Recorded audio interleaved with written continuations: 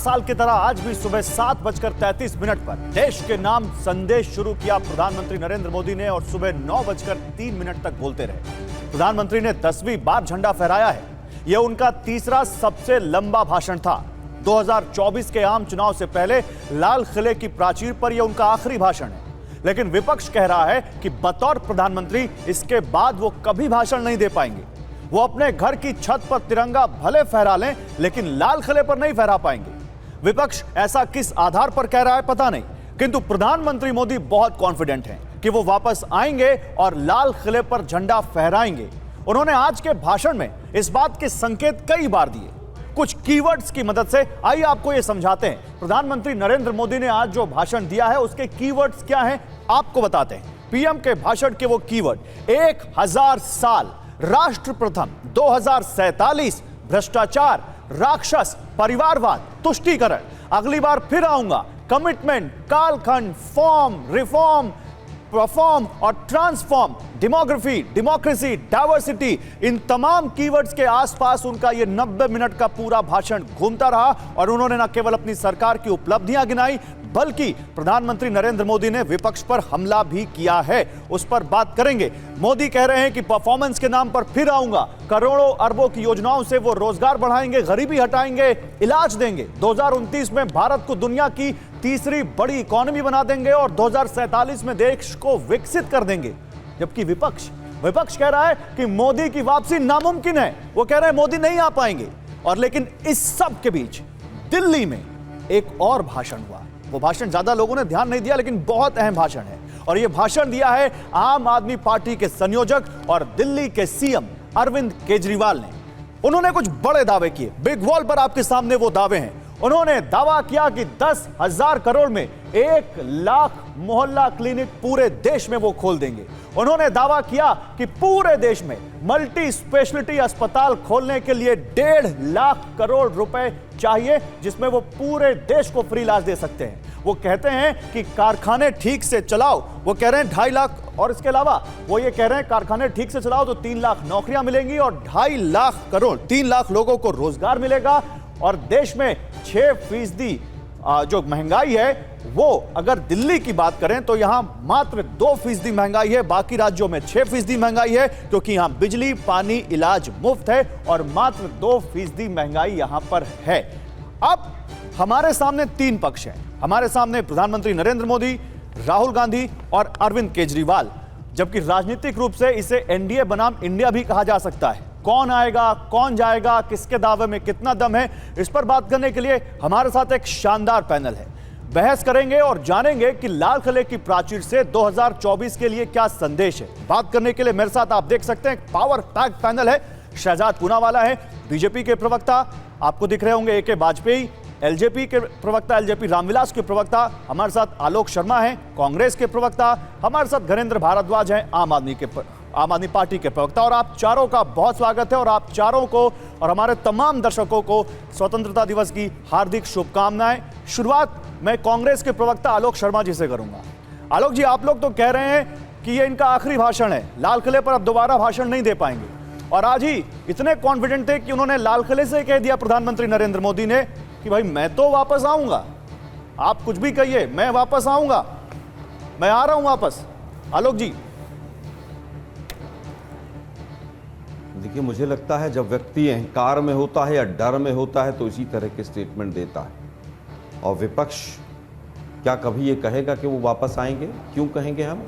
उन्होंने जिस तरह से देश की दुर्गति की है, जिस तरह से देश में अन्याय का शासन साबित हुआ है, जिस तरह से कुनीति चली है उनकी, तो मुझे लगता है कि विपक्ष बिल्कुल ठीक है कि ये उनका आज आखिरी भाषण है। इसके बाद वो बतौर प्रधानमंत्री लाल किले की प्राचीर से भाषण देने में शायद जनता उनको इस लायक नहीं समझेगी। इसके बहुत सारे कारण हैं कि जिस तरह से 2014 से मोदी साहब भाषण पे भाषण दिए चले जा रहे हैं, झूठे वायदे किए चले जा रहे हैं, हर लाल किले की प्राचीर से वो झूठ बोलकर निकल जाते हैं। मुझे लगता है देश की जनता अब उनको समझ चुकी है। आज उन्होंने कहा कि भ्रष्टाचार पर मैं देश को कहना चाहता हूं कि मैं ईमानदारी के साथ भ्रष्टाचार से लड़ाई लड़ रहा हूं।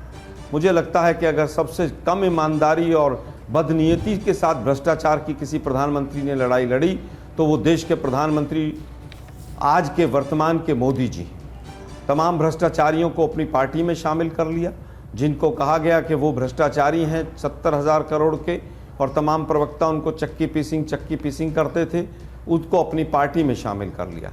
मोदी जी 2 दिन 3 दिन पहले ही ICAG की रिपोर्ट अगर आपने देखी होती, और जो बड़े बड़े 6-7 घोटाले आपकी सरकार में हुए हैं, अगर उनको आप पढ़ लेते, शायद आपको, या तो आपका स्टाफ देता नहीं है इन्फॉर्मेशन, अगर आप उनको केवल पढ़ लेते कि किस तरह से भारतमाला प्रोजेक्ट में कितना बड़ा घोटाला है, किस तरह से यमुना एक्सप्रेसवे से लेकर और तमाम एक्सप्रेसवे तक, द्वारका एक्सप्रेसवे में घोटाला है, किस तरह से आयुष्मान भारत में घोटाला है, अयोध्या विकास परियोजना, और यहाँ तक कि आप तो वृद्धावस्था पेंशन भी नहीं छोड़ रहे हैं, वृद्धावस्था पेंशन भी अपने अपने बड़े बड़े एडवर्टीजमेंट के लिए खर्च कर रहे हैं। ठीक है। तो मुझे लगता है देश आज पूरी तरह से महंगाई, बेरोजगारी और भ्रष्टाचार में डूबा हुआ है, और इस सरकार का जाना तय है। ठीक है। देखिए आलोक जी, एक और यहाँ पर जरूरी अपील थी, एक जरूरी सूचना थी जो मुझे आपके बोलने से पहले देनी चाहिए थी, लेकिन कहते हैं देर आए दुरुस्त आए। तो मैं अपने तमाम पैनलिस्ट से, आपसे भी और हमारे तमाम पैनलिस्ट से एक अपील करना चाहता हूँ कि इस शो में सोशल मीडिया की कोई भी क्लिप, क्योंकि आज एक चलन बन गया, लोग दिखाते हैं, कोई भी क्लिप हमारे शो में तब तक ना दिखाएं जब तक वो वेरीफाई ना हो। और हम ये उम्मीद करते हैं आप सभी से कि आप हमारी कानूनी मजबूरियां वो समझते होंगे। आप सभी से अपील करता हूं। अब क्योंकि आलोक जी आप बोल चुके हैं, तो मैं शहजाद आपके पास आता हूं।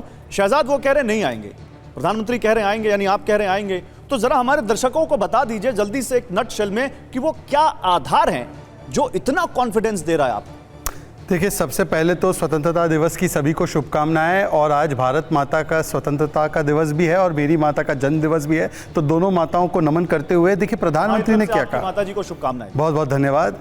देखिए, प्रधानमंत्री जी ने क्या कहा, रिफॉर्म, परफॉर्म, ट्रांसफॉर्म। और ये ट्रांसफॉर्मेशन हुआ है ना, स्कैम इंडिया से स्टार्टअप इंडिया, तुष्टिकरण इंडिया से टेक्नोलॉजी इंडिया, डायनेस्टी इंडिया से डेवलपमेंट इंडिया, डिजिटल इंडिया, ये सारी चीज़ें हुई हैं। आज कल्पना कीजिए, पहला संबोधन जब प्रधानमंत्री ने किया तब 2 निशान और 2 विधान थे।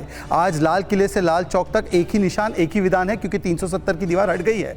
10वें स्थान पर अर्थव्यवस्था थी, आज 5वें स्थान पर आ चुकी है, 30 स्थान पर जा रही है। पर कैपिटा इनकम डबल हुई है, 11 करोड़ लोगों तक नल से जल पहुंचा है, 12 करोड़ तक टॉयलेट्स पहुंचे हैं, 100% टॉयलेट कवरेज हुआ है, 13 करोड़ लोगों को गरीबी रेखा से बाहर निकाला गया है। तो ये सारी चीज़ें ट्रांसफॉर्मेशन के रूप में हुई है। परंतु डिफॉर्मेशन देखिए, और अहंकार इसी को कहते हैं। मुझे देखिए आलोक जी की बातों से याद आ रहा था मणिशंकर अय्यर का वो बयान, याद है, ये व्यक्ति चाय बेच सकता है अगर चाहिए कांग्रेस दफ्तर के बाहर, पर देश का प्रधानमंत्री नहीं बन सकता। ये मणिशंकर अय्यर का बयान, और हूबहू ऐसा बयान आज आलोक शर्मा जी दे रहे हैं। और देखिए, अहंकार किसको कहते हैं? अहंकार उसको कहते हैं कि भारत माता की हत्या हो गई, भारत की सेना पर सवाल, भारत की जनता को राक्षस कहना और भारत के सार्वजनिक समारोह का आज बहिष्कार करना। और क्या कारण दिया जा रहा है? कारण यह दिया जा रहा है कि हमारा पार्टी का कार्यक्रम था। मतलब कि पार्टी का कार्यक्रम देश के कार्यक्रम से ज्यादा जरूरी। मैं आऊंगा आपको उत्तर देने का मौका दूंगा। कार्यक्रम देश के कार्यक्रम से कहीं ज्यादा जरूरी हो सकता है क्या? इसी को अहंकार भाव कहते हैं। और इसीलिए आज जो है स्पष्ट हो चुका है